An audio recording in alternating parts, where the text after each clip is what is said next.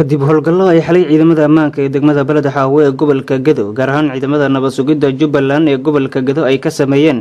xaafadaha degmada Balad Xaawo ayaa waxay ku soo qabqabteen tiro dhalinyaro ah oo ka gudbinaysa xadka u dhaxeeya magaalada Mandheere ee gobolka Waqooyi bari dalkaasi Kenya iyo degmada Balad Xaawo ee gobolka Gedo gawaarida loo yaqaan kareetooyinka isla markaana ay ku raran yihiin geedka loo yaqaan mareerka waxaana ay taliska nabad sugidda Jubbaland ay u gudbiyeen maxkamadda degmada Balad Xaawo halkaas oo xukunno kala duwan loogu riday taliyaha nabad sugidda Jubbaland ee gobolka Gedo mudane Cali Abshir Xasan Deer iyo madaxa arrimaha bulshada degmada Balad Xaawo mudane Cabdiqaadir Xuseen Ibraahim ayaa saxaafadda uga warbixiyay sidii laamaha ammaanka ay ugu suurta gashay soo qabashada raggan ku hawlana ka gudbinta dhirta ay ka soo jaraan deegaanada hoos yimaada degmada Balad Xaawo xadka magaalada Mandheere iyadoo lagu guda jiro abaaro xoogan oo waqti xaadirkan ay dadka iyo dunyada ay la dala dhacayaan sidaad u jeedaan meeshan waxa ka muuqdo waxa weeye wax laga yaqaano dhibaato weyn ku ah deegaanka xaalufinta dhirta waad arkaysaan geed miroodka magaciisa la yiraahdo mareerka oo la soo guray oo meelihii roobka yarka laga helay oo xoogaa fufka ahaa oo ka soo baxay laga soo guray asagoo mirihiisi leh waad arkaysaan ummadda ayada gacanteeda ku xaalufinaysa deegaankeeda gacanteeda ku duminayso ku baabiinaysa maxay daaqi xoolaha waad u jeedaan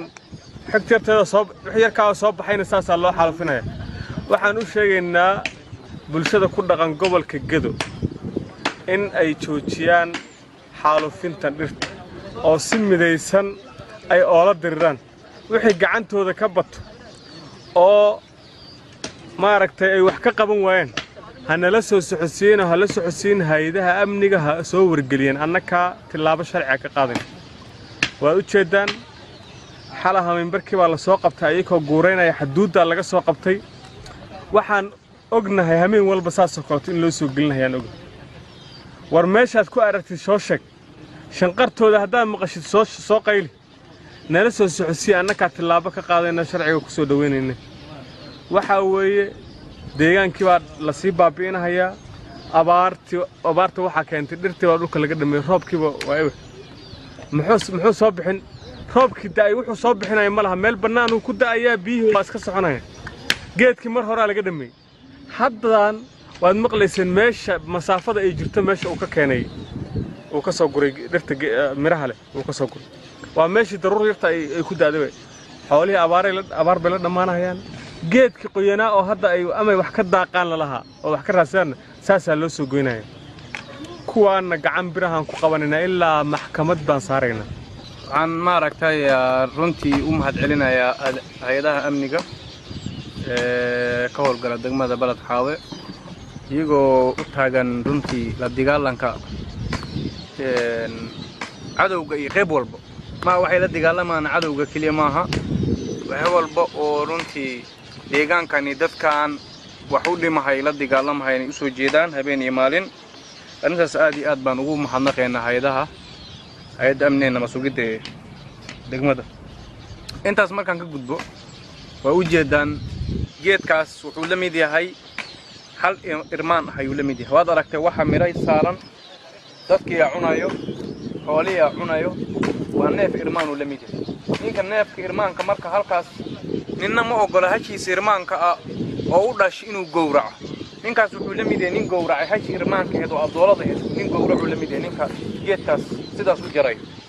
bal wuxuu leeyahay geel buu leeyahay lo buu leeyahay ari buu leeyahay haddana dhirtii waa la xalufijinaa waxaan ugu baaqaynaa dadweynaha ku nool degmada Balad Xaawo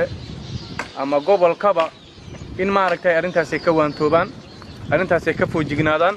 arrintaas iska ilaaliyaan intaasi kadib qaadiga maxkamadda shariicada islaamka ee degmada Balad Xaawo Sheekh Cabdiqaadir Gedo ayaa ku dhawaaqay xukunka labadaasi dhalinyaro oo xaalufka baan ku haysay dhirta iyadoo lagu guda jiro abaaro xoogan maanta taariikhda waa 14 bishii koobaad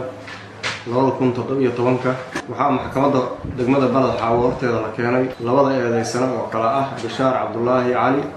iyo Aadam Abuukar Ibraahim ku eedeysan xaalufinta deegaanka waxaan ku raadaayaa iyaga oo ciidamada amniga degmada ay ku soo qabteen howlgal laba kareeto oo dhista mareerka ah oo doog mareer ah waxaan ku raadaayaa sidaad arkaysaanba waxaan ku raada ciidamada amniga waxay gacanta kusoo dhigeen labada nin maxkamadan horteeda la keenay taas oo waxaan ku raada horey ay amar uga soo saartay amar ay uga soo saareen maamulka degmada iyo saraakiisha amniga iyo garsoorka degmada intaba iyo waxgaradka ku dhaqan intaba in si wadajir ah looga hortago xaalufinta deegaanka marka ay falka ay ku dhaqaaqeen labada eedeysane maxkamadda horteedana la keenay maxkamadda waxay ku xukuntay min 6 bilood oo xabsi ah iyo ayaga oo lagala wareegayo qalabkii ay ku shaqaysanayeen Bishaar Abdullaahi Cali waa tahay Bishaar maxaa lagu soo qabtay marar baa lagu soo qabtay waa tahay adigu marar baa lagu soo qabtay yaa ku soo qabtay ciidamada amniga ee degmada Balad Xaawo waa tahay sidee u aragtaa xukunkan ay kugu riday ee maxkamadda degmada Balad Xaawo maxaan ka codsanayaa Shariif Axmed Taajir Jubbaland TV Balad Xaawo